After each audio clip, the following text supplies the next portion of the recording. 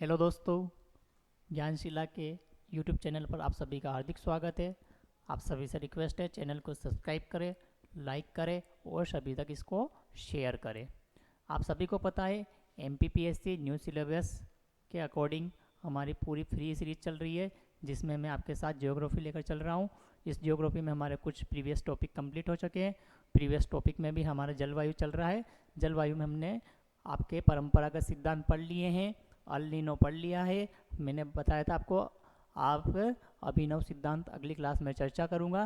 तो चलिए देर नहीं करते हुए उसी टॉपिक पर चलते हैं और इन अभिनव सिद्धांतों की चर्चा करते हैं। आ जाइए, चलिए। सबसे पहले आपको बोर्ड पर दिख रहा होगा जेट स्ट्रीम सिद्धांत। आपको पता है हम अभिनव सिद्धांत पढ़े थे। अभिनव सिद्धांत में दो सिद्धांत पढ़े थे, जेट स्ट्रीम सिद्धांत जो कोटेश्वरम के द्वारा दिया गया था, और दूसरा सिद्धांत कौन सा था? इंसो सिद्धांत था, जो गिलबर्ट वाकर के द्वारा। तो हम पहले जेट स्ट्रीम की चर्चा करेंगे, उसके बाद इंसो की चर्चा करेंगे। चलिए, जेट स्ट्रीम में आप सभी को दिख रहा है,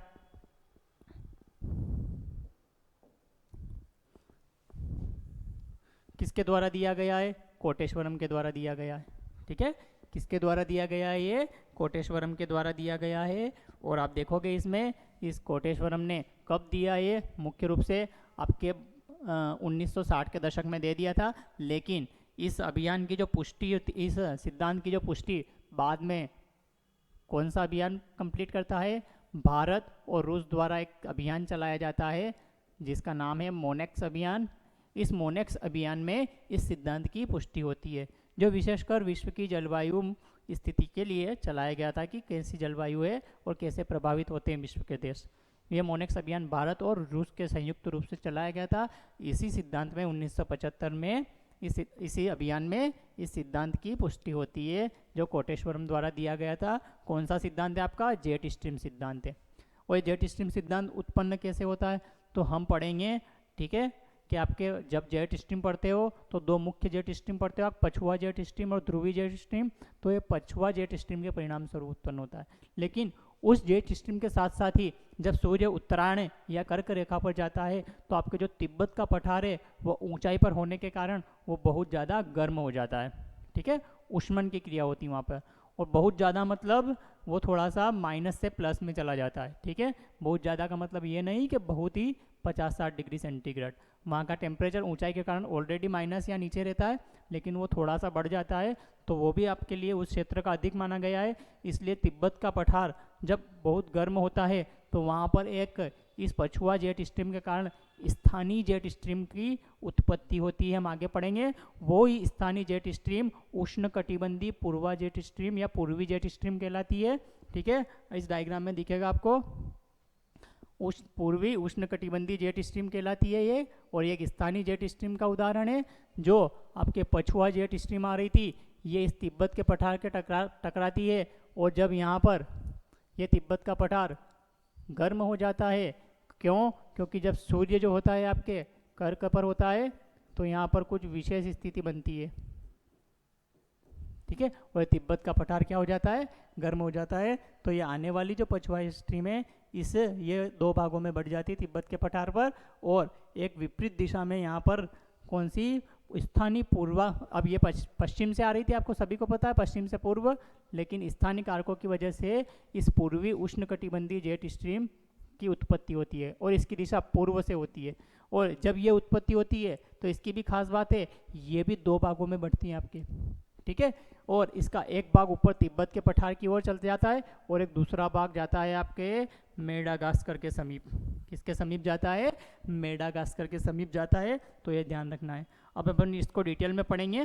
ठीक है, आपको ध्यान रखना है कोटेश्वरम द्वारा 1975 में मोनेक्स अभियान में ये सिद्धांत पुष्टि हो जाती है। और ये सिद्धांत कैसे बन रहा है तो आप सभी को पता है, आपने अक्षांश पढ़े होंगे। अक्षांश में 30 अक्षांश के समीप है आपके तिब्बत का पठार, और विषुवत के समीप 0 डिग्री अक्षांश, मतलब विषुवत रेखा ही एक तरह से। अब यहाँ देखोगे तो आपके दो तरह की जेट स्ट्रीम चलती है।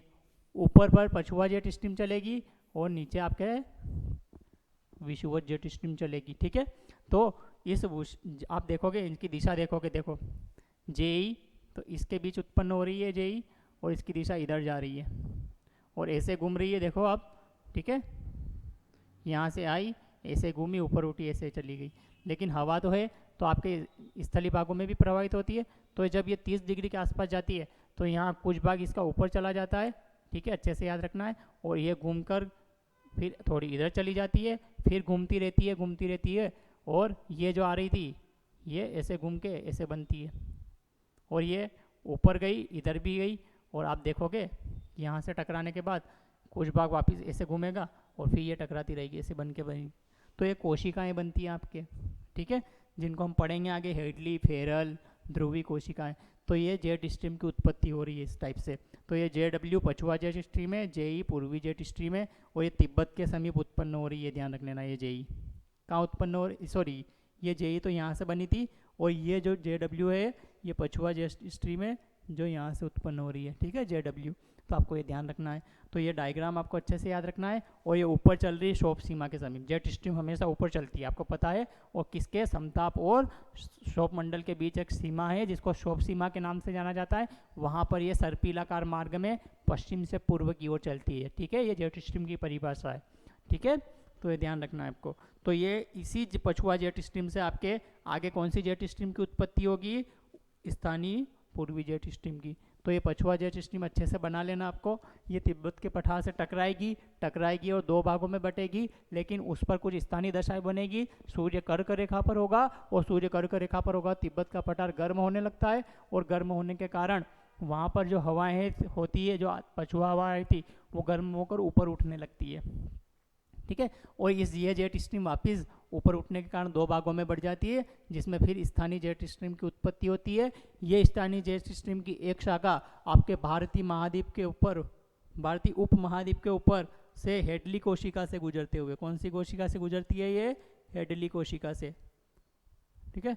इस हेडली कोशिका से गुजरते हुए कहाँ उतरती है, ये मेडागास्कर के समीप उतरती है। कहाँ उतरती है, ये मेडागास्कर के समीप उतरती है। और जब ये यहाँ उतरती है तो उसी समय आपके यहाँ उच्च वायुदाब होता है, ठीक है। और जब ये उच्च वायुदाब होता है तो ये जो हेडली कोशिका होती है ये और शक्तिशाली या मजबूत हो जाती है। क्यों, यहाँ से हवाएं इस समय, धरातल वाली हवाएं किधर की ओर चल रही होती है, आपके हिमालय की ओर चल रही होती है, ठीक है। किधर की ओर चल रही होती है, आपके हिमालय की ओर चल रही होती है। तो ये ध्यान रखना है, ये हवाएं जो चल रही थी ये और शक्तिशाली हो जाएगी, और जब ये और शक्तिशाली हो जाएगी तो आपके जो भारतीय मानसून है वो काफ़ी अच्छा रहेगा। तो जब भी आपके ये जेट स्ट्रीम ज़्यादा मजबूत होती है, ऊपर से आकर यहाँ हवाओं को और मजबूत कर देती है मेडागास्कर के यहाँ, और मेडागास्कर में हिंद महासागर में कौन सी स्थिति बनी रहती है, उस समय उच्च दाब की स्थिति बनी रहती है। तो ये उच्च दाब के कारण हवाएं जो चल रही थी आपके धरातल की ओर चल रही थी, तो ये हवा ये ऊपर से उतर रही, ध्यान रखना ना, ये जेट स्ट्रीम है, इसलिए मैंने इसको इसे डिज़ाइन में बनाई है। ऊपर से इस तरह से उतर रही है, आपके ध्यान रखना है, ऊपर आ रही है और ये नीचे उतर रही है। और इस समय आपके हवाएं चल रही है कौन सी वाली, दक्षिणी पश्चिम मानसून वाली। तो जब ये हवाएं चल रही थी ऑलरेडी, तो ये ऊपर से उतरने के कारण दो भागों में बढ़ती है, लेकिन इन वाले की ओर ज़्यादा चली आती है ये। क्यों, क्योंकि आपके दाब पेटियाँ ऊपर की ओर खिसकी होती है, और ये इनको और मजबूत कर देती है। और यही स्थिति इस समय भारतीय मानसून को अत्यधिक रूप से प्रभावित करती है। और ये किसने समझाया, आपके कोटेश्वरम ने समझाया। और इसकी पुष्टि कब की गई, मोनेक्स अभियान में की गई। और इसके वास्तविक संबंध किससे है, तो पछुआ जेट स्ट्रीम और तिब्बत के पठार के उष्मन की क्रिया से है। ये दोनों क्रियाएं साथ होती है और इस स्थानीय जेट स्ट्रीम की उत्पत्ति होती है। इस स्ट्रीम को किस नाम से जानते हैं हम, पूर्वी उष्ण कटिबंधीय स्थानीय जेट स्ट्रीम के नाम से जानते हैं, ठीक है। जो ये तिब्बत के पठार से हेडली कोशिका में कहाँ उतरती है, मेडागास्कर के समीप उतरती है, ठीक है। और इन दक्षिणी पश्चिमी मानसून को और क्या कर देती है, मजबूत कर देती है, शक्तिशाली बना देती है। और भारत में मानसून क्या रहता है, अच्छा रहता है। और ये समझ लेना, अगर ये कमज़ोर पड़ेगी तो यहाँ दाब, वायु दाब जो था वो कम हो जाएगा, और कम हो जाएगा नीचे उतरने के कारण, तो ये हवाएं और कमज़ोर पड़ जाएगी, और कमज़ोर पड़ जाएगी तो मानसून कमज़ोर हो जाएगा। तो जब भी जेट स्ट्रीम ज़्यादा प्रभावी होती है तो मानसून अच्छा रहता है, और ये कम प्रभावी होती है तो मानसून हमारा ख़राब रहता है, ठीक है। तो यही सिद्धांत किसने समझाया, आपके कोटेश्वरम ने समझाया था, ठीक है। तो अच्छे से ध्यान रखना है। तो आपके ये सिद्धांत नॉर्मल सा सिद्धांत है, तिब्बत के पठार के उष्मन से स्थानीय जेट स्ट्रीम की उत्पत्ति हुई जो मेडागास्कर के समीप उतरी और दक्षिण पश्चिम मानसून को और सक्रिय कर दिया इसने। ये नॉर्मल सा सिद्धांत हुआ आपके किसका, कोटेश्वरम का। ठीक है, चलिए अगले सिद्धांत पे चलते हैं अपन। और अगला सिद्धांत है आपका कौन सा वाला, इनसो।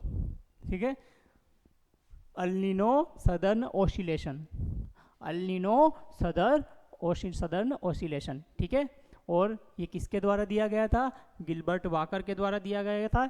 इसको अच्छे से डिटेल में पढ़ेंगे, आपको एक एक चीज़ ध्यान रखना है इससे संबंधित। ठीक है, ये किसके द्वारा दिया गया था, गिलबर्ट वाकर के द्वारा दिया गया था। और इस सिद्धांत में होता क्या है आपके, तो यही चीज़ अपन क्या करेंगे, डिटेल में पढ़ेंगे अच्छे से। ठीक है, तो देखोगे आपके इनसो सिद्धांत, अल नीनो सदर्न ओसिलेशन सिद्धांत है ये गिलबर्ट वाकर के द्वारा दिया गया था। कब दिया गया था, 1924 में दिया गया था। ठीक है, इसमें क्या बताया था गिलबर्ट वाकर ने, तो गिलबर्ट वाकर उस समय प्रशांत महासागर और हिंद महासागर का अध्ययन कर रहा था। और उसका अध्ययन करते हुए उसने देखा कि जब भी प्रशांत महासागर में उच्च दाब होता है तो हिंद महासागर में निम्न दाब की क्रिया होती है, और जब प्रशांत महासागर में निम्न दाब की क्रिया बनती है तो हिंद महासागर में उसकी विपरीत उच्च दाब की क्रिया बनती है। ये उसने समझाया, और उसने ये समझाते हुए स्पष्ट बताया कि जब प्रशांत महासागर में निम्न दाब की क्रिया होगी और हिंद महासागर में उच्च दाब की क्रिया होगी, ठीक है, और इसी क्रिया से को उसने क्या नाम दिया, सदर्न ओसिलेशन। क्यों, ये प्रशांत महासागर कौन से भाग की बात कर रहा हूँ मैं, दक्षिणी प्रशांत महासागर की बात कर रहा हूँ, और हिंद महासागर तो ऑलरेडी दक्षिण में ही आपको पता है, उत्तर में तो भारत आ गया उसके। ठीक है, तो ये दक्षिणी प्रशांत महासागर में जब निम्न दाब होता है तो हिंद महासागर में आपके कौन सा दाब होता है, उच्च दाब होता है, और इसी क्रिया को उसने क्या कहा, सदर्न ओसिलेशन कहा। और जब ये वहाँ निम्न दाब और यहाँ उच्च दाब होता है तो वहाँ अल नीनो इफेक्ट उत्पन्न होता है, और उस अल नीनो इफेक्ट को इसको साथ में जोड़कर उसने नाम पूरा दे दिया इसका, अल नीनो सदर्न ओसिलेशन। ठीक है, और ये अल नीनो कैसे उत्पन्न होगा आपको यहाँ से ध्यान रखना है, एक एक चीज़ डिटेल में बताऊंगा मैं। तो ये ध्यान रखना है, सदर्न ओसिलेशन क्या है आपके, ठीक है, दक्षिणी दोलन। दक्षिणी दोलन वास्तव में कुछ नहीं है, दक्षिणी दोलन ये वाली क्रिया है, जब प्रशांत महासागर में निम्न दाब होता है तो हिंद महासागर में क्या होता है, उच्च दाब होता है। ये लिख लेना आपको। ठीक है, अब आप देखोगे कि ये सदर्न ओसिलेशन का एक सूचक बनता है, वो सूचक का मापन कैसे किया जाता है या बना है किस आधार पर, तो एक सूचक कैसे बनेगा आपके, तो आपके वहाँ की तीव्रता मापी जाएगी, किसकी, हिंद महासागर की और प्रशांत महासागर की। और आप देखोगे मध्य प्रशांत महासागर की तीव्रता और पोर्ट डार्विन, आप पोर्ट डार्विन डायग्राम में देखोगे, आपको बताता हूँ मैं। ठीक है, ये ऑस्ट्रेलिया का ये वाला भाग, ऊपर वाला भाग, इसको पोर्ट डार्विन के नाम से जाना जाता है। ठीक है, और ये हिंद महासागर में आ रहा होगा, आपको पता चल रहा है। ठीक है, तो ये यहाँ का दाब और मध्य प्रशांत महासागर, ठीक है, यहाँ का दाब, ठीक है, इन दोनों के दाब में जो अंतर रहता है उस अंतर को ही हम आगे किसके रूप में पढ़ेंगे, सदर्न ओसिलेशन के रूप में पढ़ेंगे। और यहाँ का अंतर दाब में अंतर होगा तो स्वाभाविक है यहाँ की हवा और यहाँ की हवाओं में कुछ परिवर्तन होगा, और वही अपन डिटेल में पढ़ने वाले हैं। तो आपको ध्यान रखना है, ये पोर्ट डार्विन कहाँ है, ऑस्ट्रेलिया का ये वाला भाग, ऊपर वाला भाग, और मध्य प्रशांत ये वाला भाग हो गया आपके।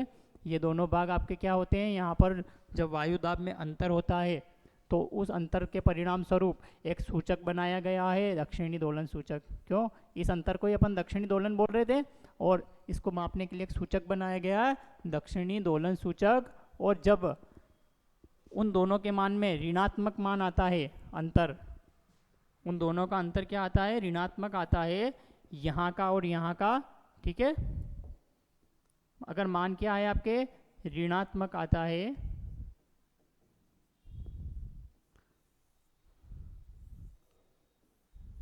अगर मान ऋणात्मक आता है आपके, तो आपको यहाँ ध्यान रखना है आपके कि क्या कंडीशन बनेगी,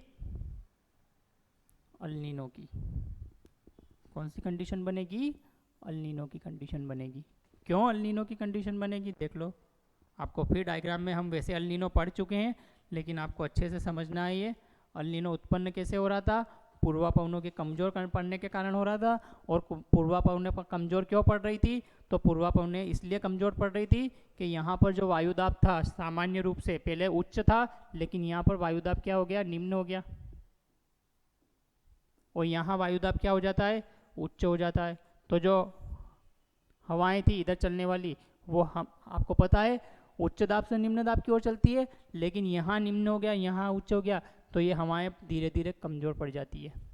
ठीक है। और आपके जो ये दो डायग्राम दिखाई दे रहे हैं, इनको बोलेंगे अपन वाकर कोशिका। कौन सी कोशिका बोलेंगे? वाकर कोशिका। ऊपर वाली सामान्य स्थिति है। सामान्य स्थिति क्या? यहाँ उच्च दाब होता है, यहाँ निम्न दाब होता है, तो हवाएं देखो ये इधर चल रही है, फिर ऊपर उठती है, फिर नीचे चलती है, फिर उतरती है, चलती रहती है। ठीक है। तो इसको हम सामान्य वाकर कोशिका बोलते हैं। ऊपर वाली को कौन सी कोशिका बोलते हैं? सामान्य वाकर कोशिका बोलते हैं। जब सामान्य स्थिति होती है, सामान्यतः यहाँ ठंडा जल होता है, और यहाँ ठंडा जल होने के कारण दाब उच्च होता है, सभी को पता है, आप सभी को। ठीक है। और यहाँ उष्ण जल होता है, तो यहाँ दाब निम्न होता है। लेकिन जब यहाँ प्रति विषुवती धारा और इन पवनें कमज़ोर हो जाती है, तो आपके अल नीनो की स्थिति बनती है। और इस अल नीनो में क्या होता है? ये हवाएं जो इधर जा रही थी ये कमज़ोर पड़ जाती है, और एक सामान्य के बजाय फिर एक नई कोशिका बनती है, विपरीत वाकर कोशिका। कौन सी कोशिका बनती है? ये नीचे वाली जो पीले कलर की दिख रही है, ये विपरीत वाकर कोशिका है। इसमें क्या होता है? जो हवा यहाँ आकर ऊपर उठकर चल रही थी, वो जो कंडीशन है वो आपके पापुआ न्यू गिनी से यहाँ देखोगे तो अंतर्राष्ट्रीय तिथि रेखा की ओर खिसक गई है। ये कौन सी रेखा? आपके अंतर्राष्ट्रीय तिथि रेखा है। ठीक है। जो यहाँ कहीं कहीं मोड़ी गई, आपको पता है, छोटे छोटे द्वीपीय देश है यहाँ पर, पोलिनेशिया, माइक्रोनेशिया, मेलेनेशिया जैसे, तो वहाँ मोड़ी गई है। तो ये यहाँ वाला जो स्थान था, देखो यहाँ ऊपर उठ रही थी, ये खिसक के कहाँ चला गया? यहाँ चला गया है। ठीक है। और जब ये यहाँ से यहाँ खिसक के चला जाता है तो विपरीत स्थिति बनती है, और उसी कारण जब यहाँ पर जो उच्च दाब हो गया, और उस समय हवाएं जो नीचे से चल रही थी वो क्या होने लग जाती है? कमज़ोर पड़ने लग जाती है। ठीक है। हिंद महासागर की हवाएं क्या होती है?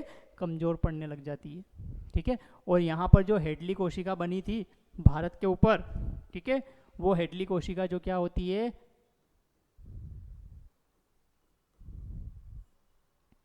वो कमज़ोर पड़ जाती है। और जैसे ही हेडली कोशिका कमज़ोर पड़ती है, मैंने बताया था जेट स्ट्रीम जिससे जुड़ी हुई थी, और जेट स्ट्रीम ऊपर से तेज़ी से उतर रही थी, मानसून को प्रभावी बना रही थी, वो हेडली कोशिका का निर्माण कर रही थी। वो हेडली कोशिका कमज़ोर पड़ी, मतलब जेट स्ट्रीम भी कमज़ोर पड़ी, और जेट स्ट्रीम भी कमज़ोर पड़ी, हेडली कोशिका भी कमज़ोर पड़ी, तो जो भारत का जो मानसून था वो भी क्या हो जाएगा? कमज़ोर हो जाएगा। ठीक है। तो भारत का मानसून क्या हो जाता है? कमज़ोर हो जाता है। लेकिन एक कंडीशन में, जब ये आपके इफेक्ट साथ में उत्पन्न होता है तो। ठीक है। और ये बात ध्यान रख लेना अच्छे से,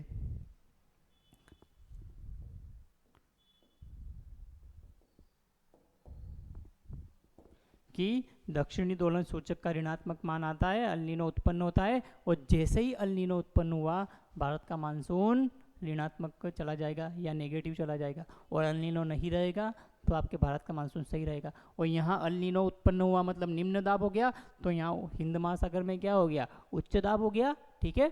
ये ध्यान रखना ना इस वाले क्षेत्र में, और यही आपकी कंडीशन बन जाती है दक्षिणी दोलन की। और इंसो सिद्धांत उत्पन्न होता है, जिसको किसने समझाया था? गिलबर्ट वाकर ने समझाया था। ये पूरा अच्छे से डायग्राम बना लेना है आपको, इसमें कुछ ज़्यादा चीज़ें याद रखने की कोशिश करना भी नहीं है और रखना भी नहीं है।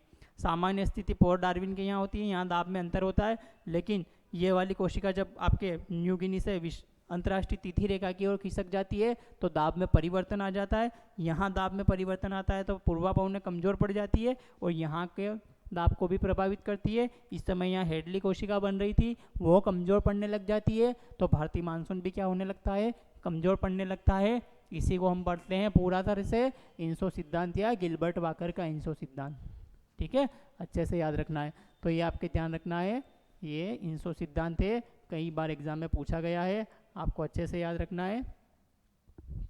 और प्रीलिम्स के फैक्टर बन सकते हैं। यहाँ से एक और क्वेश्चन बन सकता है, जो वाकर कोशिका की दिशा होती है वो उत्तर से दक्षिण होती है, और जो हेडली कोशिका की दिशा होती है वो पूर्व से पश्चिम होती है। ठीक है। तो ये ध्यान रखना है। और ये दोनों कोशिकाएं बन रही थी, वाकर और हेडली। ठीक है। और ये दोनों कोशिकाओं से आपके किसने अध्ययन किया था इन दोनों कोशिकाओं का? गिलबर्ट वाकर द्वारा अध्ययन किया गया था।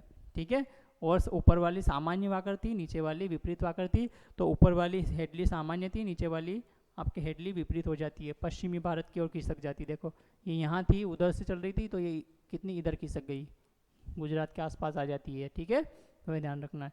और यहाँ का मानसून को प्रभावित कर लेती है हिंद महासागर के। ठीक है, तो ये ध्यान रखना है, हिंद महासागर का मानसून क्या होता है? कमज़ोर पड़ने लगता है, तो भारत का मानसून भी इफेक्ट होता है। तो यहाँ अल नीनो इफेक्ट हो रहा था, तो यहाँ सदर्न ऑसिलेशन की क्रिया हो रही थी, और इस दोनों को साथ क्रिया करके समझा दिया किसने? गिलबर्ट वाकर ने। क्लियर है? तो ये हमारे दोनों सिद्धांत हुए। जेट स्ट्रीम सिद्धांत भी हो गया जो तिब्बत के पठार के उष्मन से बन रहा था, और ये इंसो भी सिद्धांत हो गया आपके, जो आपके प्रशांत महासागर में निम्न दाब की क्रिया बन रही थी और हिंद महासागर में उच्च दाब की क्रिया बन रही थी। और जब वहाँ निम्न दाब की क्रिया बनी तो आपके एक सूचक बनाया गया। ठीक है, उस सूचक ने नाप के देखा तो दक्षिणी दोलन सूचक का मान अगर ऋणात्मक आता है तो क्या होता है? अल नीनो उत्पन्न होता है। और ये सूचक, ये ध्यान रख लेना, ये कहाँ मापा जा रहा है? हिंद महासागर में मापा जा रहा है। अगर यहाँ मान ऋणात्मक आ रहा है तो यहाँ अल नीनो उत्पन्न हो रहा है। ठीक है, अच्छे से ध्यान रखना है। तो ये आपको अच्छे से क्लियर रखना है, ये डायग्राम बना लेना है, इससे छोटे छोटे फैक्ट याद रख लेना है। कहाँ क्या उत्पन्न हो रही है, पोर्ट डार्विन कहाँ है, पापुआ न्यू गिनी कहाँ है, अंतर्राष्ट्रीय तिथि रेखा कहाँ है, कौन सी कोशिका किधर खिसक रही है। क्लियर है? ये आपको ध्यान रखना है। तो ये आपका कौन सा सिद्धांत हुआ? इंसो सिद्धांत। ठीक है, चलिए आपके एक छोटी सी चीज और बची हुई है।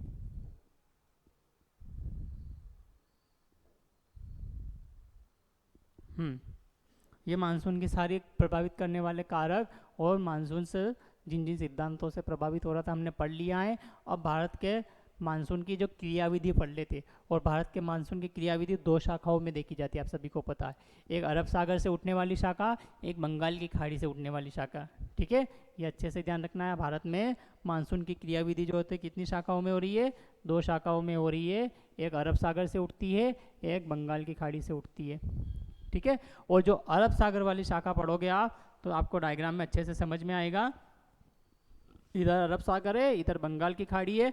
अब जब अरब सागर वाली शाखा उठेगी तो पश्चिमी घाट से सर्वप्रथम टकराएगी। ठीक है, फिर आगे चलते चलते ये इस गुजरात वाले क्षेत्र में प्रवेश करेगी, तो यहाँ से फिर दो भागों में बढ़ जाएगी। एक नर्मदा ताप्ती घाटी में रिफ्ट वैली में जाके आगे बढ़ेगी, छोटा नागपुर के पठार, यहाँ छोटा नागपुर का पठार है आपके। ठीक है, उधर चली जाएगी, और एक ये हिमालय की तरफ जाएगी, और ये मैदान की तरफ चली जाएगी। तो ऊपर तो हिमालय है आपका, और ये मैदानी क्षेत्र। तो आप देखोगे इस डायग्राम में, तो अरब सागर की शाखा तीन भागों में बढ़ती है। एक पश्चिमी घाट केरल में प्रवेश करती है, तो पश्चिमी घाट से तो प्रायद्वीपीय भारत में जाती है। एक नर्मदा ताप्ती घाटी के साथ छोटा नागपुर पठार में जाती है, और एक गुजरात के तटीय मैदान में प्रवेश करते हुए अरावली के समांतर, देखो किसके समांतर? अरावली के समांतर होते हुए कहाँ तक चली जाती है? हिमालय तक चली जाती है। ये दोनों अच्छे से ध्यान रखना। देखो पश्चिमी घाट से टकराई और ये पूरे प्रायद्वीपीय भारत में चली गई मुख्य रूप से। ठीक है, और एक इस पश्चिमी घाट की ऊंचाई आपके थोड़ी ज़्यादा भी है, तो कुछ पौने धीरे धीरे इसके सहारे चलते हुए इस रिफ्ट वैली में चली जाती है, और इस रिफ्ट वैली में जाते हुए छोटा नागपुर के पठार तक चली जाएगी जो झारखंड में स्थित है। तो रिफ्ट वैली में जाते हुए पूर्वी मध्य प्रदेश और छत्तीसगढ़ और झारखंड में वर्षा करती है। और एक शाखा इधर अरावली के समांतर देखोगे आप तो पूरे मैदानी क्षेत्र में होते हुए हिमालय से टकरा जाती है और पूरे मैदानी भाग में वर्षा करती है। तो ये अरब सागर की कितनी शाखाएं बनती है? तीन शाखाएं बनती है। एक आपके पश्चिमी घाट से टकराकर कुछ पूर्वी और प्रायद्वीपीय भारत में वर्षा करती है, एक नर्मदा ताप्ती रिफ्ट वैली में जाकर छोटा नागपुर की तरफ वर्षा करती जाती है, और एक अरावली के समांतर मैदानी क्षेत्र में प्रवेश करके हिमालय से टकराकर पूरे मैदानी भाग में भी वर्षा करती है। तो ये आपकी क्रियाविधि है मानसून की, अच्छे से याद रखना है। आप देखोगे फिर ये अरब सागर की हो गई, तो ऐसे कैसे बंगाल की खाड़ी की भी शाखा है आपके। बंगाल की खाड़ी की शाखा को दो भागों में बांट के पढ़ेंगे अपन। एक पूर्वी घाट और पूर्वी तटीय मैदान जो है आपका, उस पूर्वी तटीय मैदान के सहारे होते हुए उत्तरी मैदानी भाग में प्रवेश करती है और हिमालय से टकराती है। और एक पढ़ेंगे उत्तरी पूर्वी भारत की ओर या पूर्वोत्तर भारत की ओर चलते हुए अरुणाचल की पहाड़ियों से टकराती है। ठीक है, और कैसे टकरा रही है तो आप देखोगे बंगाल की खाड़ी की शाखा जो होती है, ये देखो ये आपके पूर्वी घाट आ गया और इधर आपके पूर्वोत्तर की पहाड़ी आ गई। इस घाट से प्रवेश करते हुए कुछ प्रायद्वीपीय भारत में भी वर्षा करी कुछ पवनों ने, और फिर आगे चलते हुए ये देखो पश्चिम बंगाल के यहाँ से मैदानी गंगा के मैदानी क्षेत्र में प्रवेश कर गई और पूरे मैदानी क्षेत्र में पंजाब तक जाते जाते और हिमालय तक टकराती जाती है और इन पूरे क्षेत्रों में वर्षा करती है। तो ये बंगाल की एक खाड़ी की शाखा की एक इधर चली गई, और दूसरी देखोगे आप तो आपके इस बांग्लादेश वाले क्षेत्र से मेघालय के पठार से टकराते हुए, ठीक है, इधर कीप में चली जाती। देखो एक कीप जैसा दिख रहा होगा, और जब इधर चली जाती है तो पूर्वोत्तर भारत में बहुत ज़्यादा बारिश करती है ये बंगाल की खाड़ी की शाखा, इसलिए आपके सर्वाधिक जैव विविधता का भी क्षेत्र है और सर्वाधिक वर्षा वाला स्थान भी देखोगे तो आपके मौसिमराम यही मिलेगा मेघालय में। क्यों? क्योंकि एक शाखा इधर जा रही थी और एक कीप के कारण सारी वर्षा ज़्यादातर इधर कर रही थी और एक मैदानी क्षेत्र में चली गई थी। तो बंगाल की खाड़ी की 2 शाखाएँ हैं, फिर उप शाखाएँ हैं, और अरब सागर की शाखा की भी 3 उप शाखाएँ, ठीक है। तो ये ध्यान रखना है। आप देखोगे मुख्यतः 2 शाखाएं थी, अरब और बंगाल। अरब की 3 उप शाखाएं थी और बंगाल की खाड़ी की 2 उप शाखाएं थी। एग्जाम में दोनों पूछा गया क्वेश्चन, ठीक है, ध्यान रखना है। अब इन दोनों की क्रियाविधि पूछी गई है अच्छे से। जब अरब सागर की शाखा की जो दिशा पश्चिम से पूर्व की ओर जाती है तो इसमें कमी आती जाती है वर्षा में। क्या आती जाती है? कमी। क्यों? जैसे जैसे ये आगे बढ़ेगी ज़्यादा वर्षा यहाँ करेगी, उससे कम वर्षा यहाँ, उससे कम वर्षा यहाँ, उससे कम वर्षा यहाँ, उससे कम वर्षा यहाँ, उससे कम वर्षा यहाँ पे। तो देखोगे आप तो जैसे जैसे ये पूर्व से पश्चिम की ओर जाती है, हाँ पश्चिम की ओर जाती है तो आपके वर्षा पश्चिम से पूर्व की ओर जाती है तो इसमें वर्षा में क्या आती है? कमी आती है। क्या आती है? कमी आती। कौन सी शाखा में? अरब सागर की। तो बंगाल की खाड़ी की शाखा में उल्टी प्रक्रिया होगी, ये पूर्व से पश्चिम की तरफ जाएगी तो कमी आएगी, ठीक है। और यही पॉइंट मैंने आगे लिख रखा है, देखोगे आप, ये पश्चिम से पूर्व की ओर जाती है तो कमी आती है और ये पूर्व से पश्चिम की ओर जाती है तो कमी आती है, ठीक है। तो ध्यान रखना, क्योंकि ये अरब सागर की शाखा ऐसे जाएगी और बंगाल की खाड़ी की शाखा ऐसे आएगी। तो ये देखो ऐसी दिशा जा रही है तो ये पश्चिम से पूर्व की तरफ जाएगी तो कमी आएगी, और ये वाली ऐसे जाएगी पूर्व से पश्चिम की ओर जाएगी तो कमी आएगी। इसलिए आपके जो बुंदेलखंड वाला क्षेत्र है वहाँ पर दोनों शाखाएं धीरे धीरे जाकर कमज़ोर पड़ जाती है और वो क्षेत्र सूखाग्रस्त रह जाता है। और एक और कारण भी क्या है, वहाँ पर कोई पहाड़ी नहीं है जो इन हवाओं को रोक सके और वह वर्षा कर सके, इसलिए आपके बुंदेलखंड में सर्वाधिक सूखा पड़ता है, आपने देखा होगा, ठीक है। तो ये कहीं ना कहीं इन शाखाओं की क्रियाविधि है जो भारत में कहीं वृष्टि छाया का प्रदेश भी बनाती है। जैसे देखोगे आप तो ये वाला क्षेत्र वृष्टि छाया का प्रदेश बनता है, इधर थार के मरुस्थल का निर्माण होता है, ये शाखा यहाँ आते आते और ये इधर देखो यहाँ के मिलन हो रहा लगभग दोनों का, और दोनों कमज़ोर पड़ जाती है, ठीक है।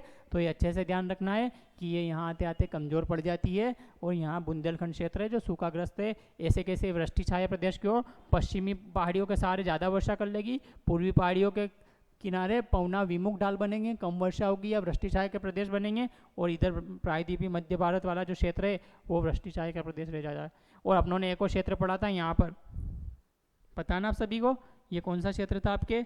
ये वाला था कोरोमंडल तट वाला। ये इसके समांतर रह जाता है तो यहाँ वर्षा नहीं होती है, सीधी आगे निकल जाती है हवाएं, लेकिन जब आपके ऊपर से मानसून आएगा तो यहाँ से खाड़ी से अवशोषित कर लेगा जलवाष्प को और यहाँ वर्षा करेगा। तो ये कोरोमंडल तट पे दक्षिणी पश्चिमी मानसून से वर्षा नहीं होती है।